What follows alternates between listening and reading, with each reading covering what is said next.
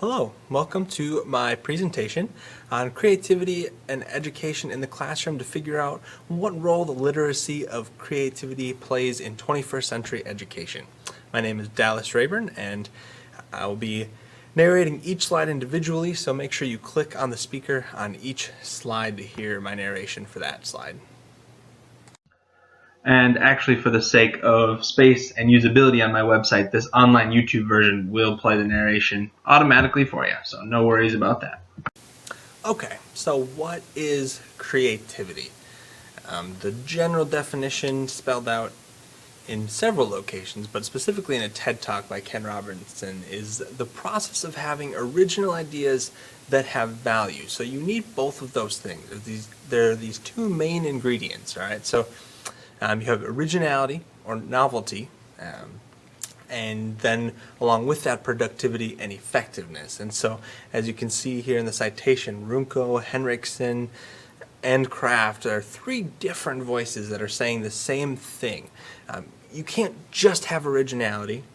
If you just had originality, that's neat, but it's not creative. I can come up with a lot of interesting ideas, but if I don't act on them, it didn't really get me very far. So you need to have productivity or effectiveness paired with the originality to really get true creativity. Now, it's all well and good to figure out what creativity means and that we need originality and purpose and value with that, but it doesn't tell us why that's so important to education. And author Shaheen here, Robina Shaheen, she says that it kind of started with Sputnik, all right? So the Russians send up a space device and suddenly the whole world panics and says, whoa, are we as creative as they are? We need creativity if we're going to be as successful and achieve as much as they are. So suddenly there's this push for creativity, and that comes and goes in waves. As all movements and ideas do. But really now, today, it's this idea that we need creativity to cope in the 21st century. Many things that we once did by hand are being automated and taking away the need for automated work. What we need now is creative work. That's what's been left behind. And so Daniel Pink talks a lot about that in his book, A Whole New Mind, saying that we need creativity is almost our last frontier. We need creativity to be something, to be useful in society. And so if we don't teach creativity to students, we are not adequately preparing them to survive in the 21st century. Now, the definition here of creativity is still broad, and many would add that the real definition of creativity also would mean that you need to make a difference in the field of study that you're in. Well, author Anna Kraft looked at that and thought, how many people really make this big difference with their boost of creativity that they really actually impact the field with their originality and their effectiveness. And so she kind of breaks this down a little bit into several categories, looking at the importance of little c creativity. So instead of big C creativity, where you'd find your Einsteins and your Picassos and these people who have these big creative ideas that change the field entirely, she looks more at the little c creativity, by contrast, to focus on the resourcefulness and agency of the ordinary people, rather than the extraordinary contributions and insights of the few.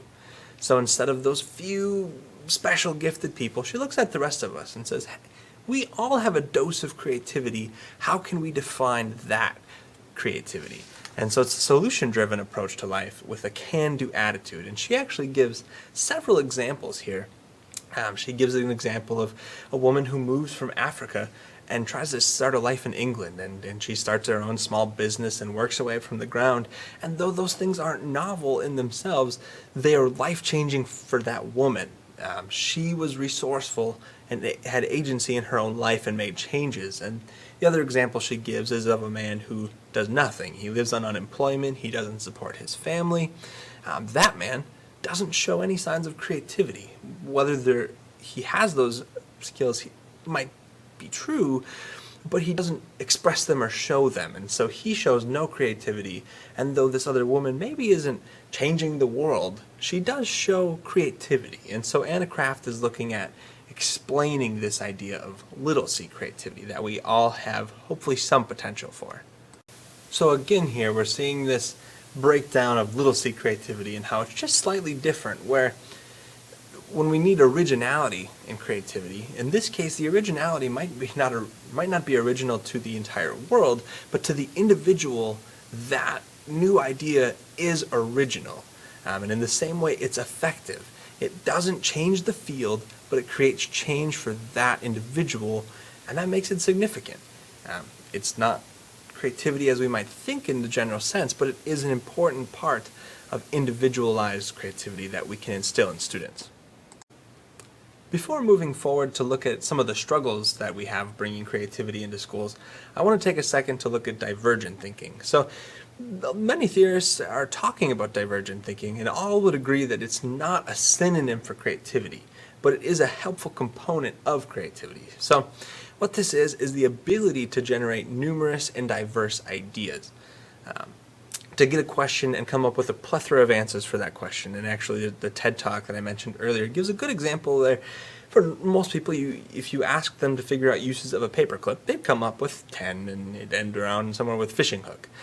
But those really divergent thinkers end up at 150, and they start thinking, well, what if my paperclip was made out of rubber and was 100 feet tall, and maybe I could make a skyscraper out of it. So they really think on a different plane. And actually, Baer and Garrett here recommend that for students, it's totally okay to let them have wild and crazy ideas. They say that it's a lot better to start with a crazy, impossible idea that you make realistic than to start with a boring idea that you try to make interesting. So they're just a little bit here that it's a kind of a tangible way that we can start bringing creativity into schools is by encouraging divergent thinking, helping students see that there are multiple answers to a lot of questions and not just one single answer. We also, quickly, I want to look at intelligence. Intelligence, again, not a synonym for creativity. Though a lot of intelligent people are creative, not all of them are. Some intelligent people don't show an ability to change things. And again, not all creative people are overly intelligent. And creativity also involves judgment, evaluation, skills, knowledge. It's very much a combination. The question we really need to answer now is, why is this such a big deal? Throw in creativity? Great, right? Why is this such a struggle to make this happen? And really what it is the apparent separation between standardized instruction and national curriculum and mandated testing and creativity. They seem like two separate areas, and the more mandated curriculum we have, the harder time teachers have including creativity. But in reality, actually, Baer and Garrett have done an excellent job of assembling research to show that standardized instruction and creativity truly can work together. And in fact, for those teachers who sacrifice creativity in favor of memorization, they found that students did worse, and it only took more of their time, and they would have been better off leaving creativity in, as that keeps student interest moving. And is actually more time efficient. So thankfully, research is showing that we can indeed keep creativity in instruction, but it takes some work to do that, and not everyone knows it's possible, and therefore we have the problem of making it happen well. So the real solution to the problem, and I'll get more specific later, but the solution really is to find that balance. You have to have divergent and creative thinking in the classroom, but that only works if it's paired with convergent, traditional, conventional ways of thinking. And so you can see there that multiple different research scholars were saying the same thing. Balancing conventional and divergent thinking is very important. And so as this quote says, the individual knows what is conventional, but also makes decisions for him or herself rather than blindly conforming to all expectations and conventions. So it's the idea that if you want to think outside of the box, you need a box. You need to know what you're thinking outside of. If you only think outside of the box, you don't have that conceptual understanding of what you're doing. And so you need in the box understanding to think outside of it. And so you really, as Baer and Garrett say, you really need some rich content knowledge. So they said that having richer and more extensive content knowledge and skills should support, not detract from creative thinking, just as such knowledge and skills support other kinds of thinking. Creative genius in particular requires extensive content knowledge, and so though our goal is not to make every student a creative genius, it is a good reminder. They say it's about a 10-year rule. You need to study a subject for 10 years before you really get to a point where you can fully think creatively outside of that box. And so we do need a basic level understanding of content before we can fully think divergently outside of that. So it's all about balance. So at this point, I think we need to start looking specifically at the critics to see what they're saying. What are some practical ways that we can start incorporating this creativity into our classroom and into our libraries as library media specialists?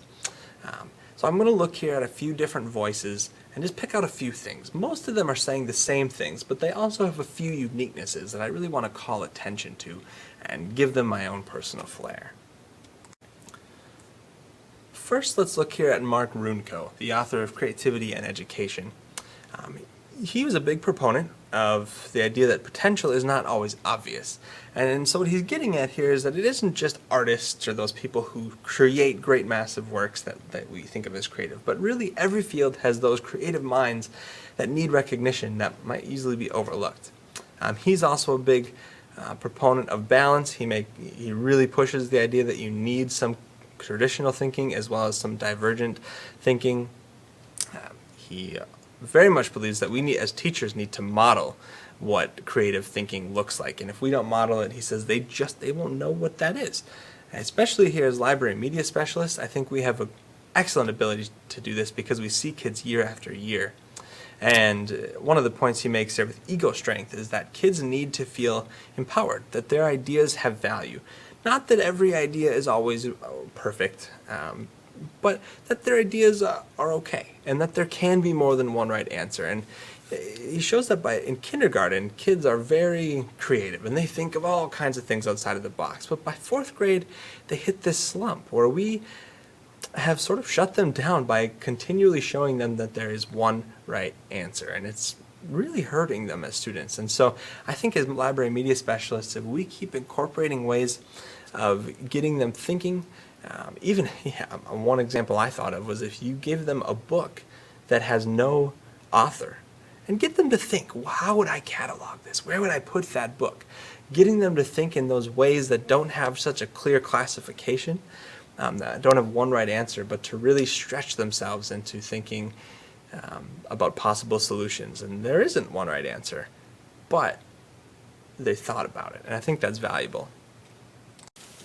So here we have Anna Kraft, and remember, she's the author of and creator of the idea of little c creativity. So she pushes for the idea of starting small, realizing that not every kid will be a genius, but every kid has some spark of creativity in them that we can encourage and push. She sees a lot of creativity even as problem solving.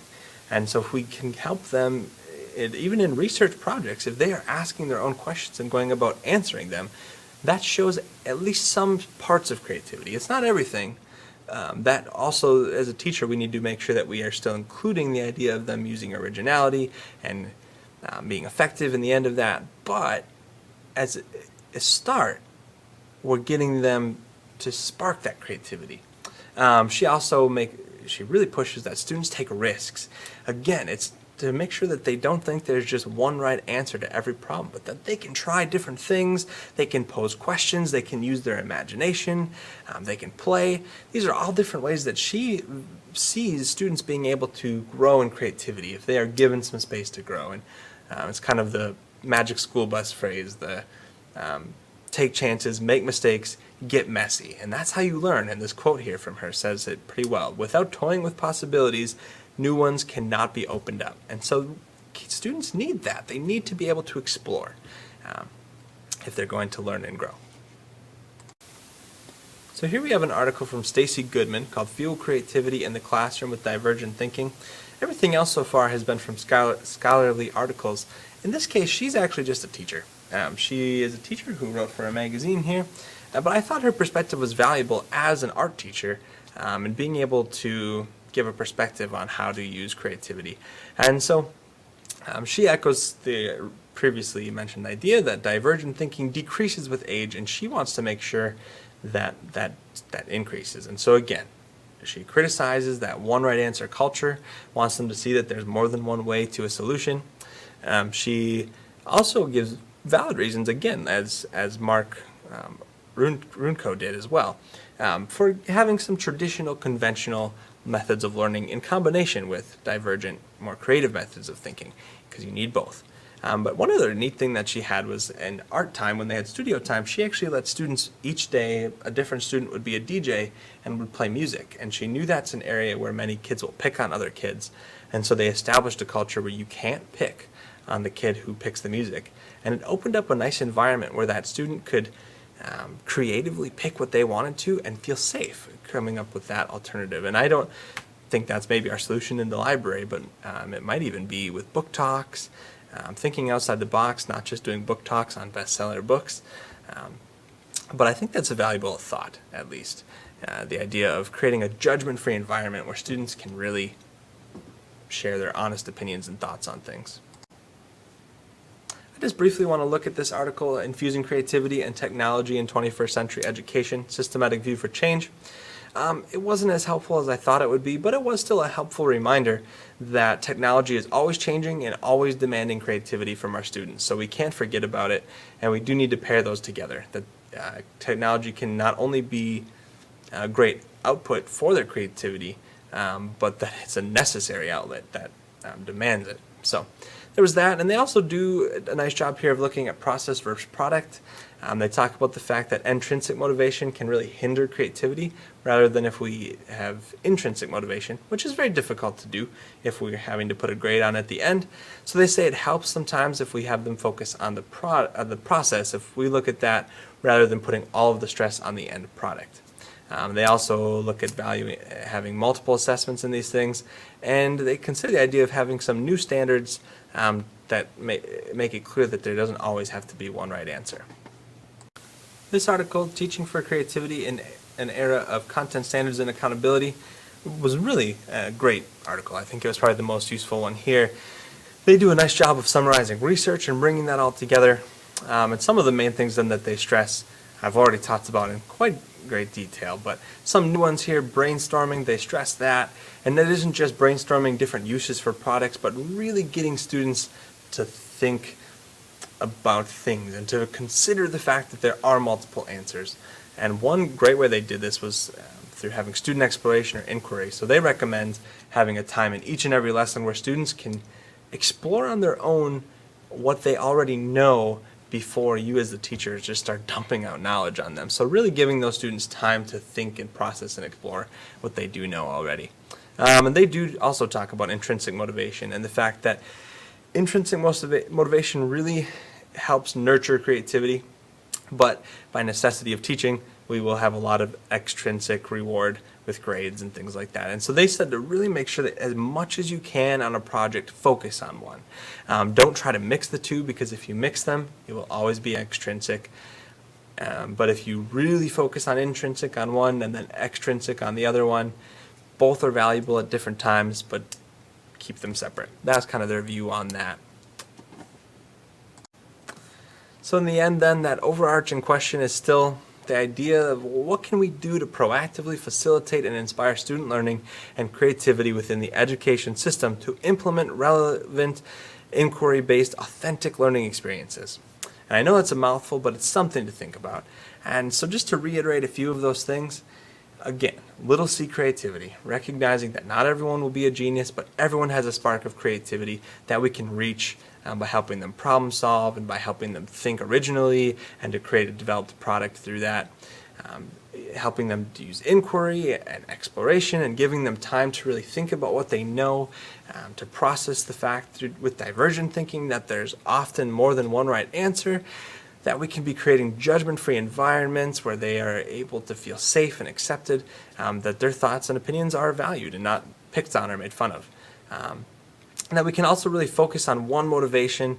So if we need to focus on extrinsic motivation one day and intrinsic the next, that's great, but that we really do focus on those, and then making sure that we incorporate technology to help them practice being their creativity and online usage.